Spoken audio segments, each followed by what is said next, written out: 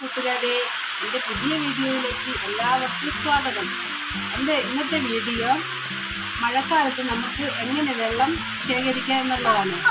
അതിനായി നേരെ നമുക്ക് വീഡിയോയിലേക്ക് പോകാം. ഞങ്ങളിവിടെ ഒരു വൈറ്റ് തുണിയാണ് എടുത്തിരിക്കുന്നത്.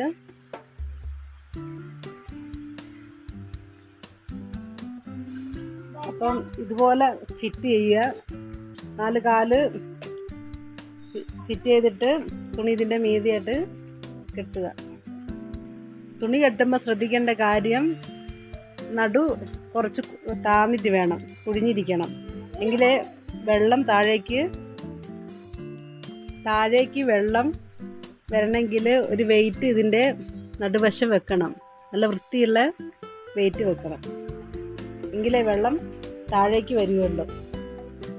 ഇതിൻ്റെ നടുവിൽ വെയിറ്റ് വെച്ച് കൊടുത്തിട്ടുണ്ട്.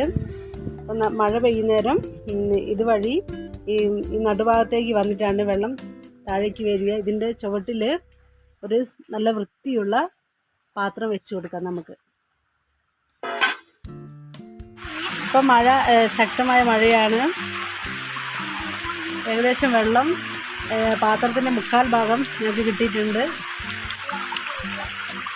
നല്ല ശുദ്ധമായ വെള്ളമാണ്.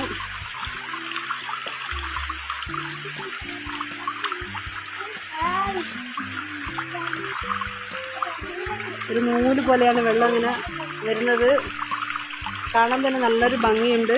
എല്ലാവരും ഇതുപോലെ ഒന്ന് ശുദ്ധജലം ശേഖരിച്ച് നോക്കണം. നമ്മുടെ വരും തലമുറയ്ക്ക് ഇതൊരു പാഠമാണ്. മക്കൾക്കെല്ലാം കാണിച്ചു കൊടുക്കണം എങ്ങനെ നമ്മൾ പ്രകൃതിയിൽ നിന്ന് ശുദ്ധമായ ജലം ശേഖരിക്കുക എന്നുള്ളത് മക്കൾക്ക് കാണിച്ചു കൊടുക്കണം.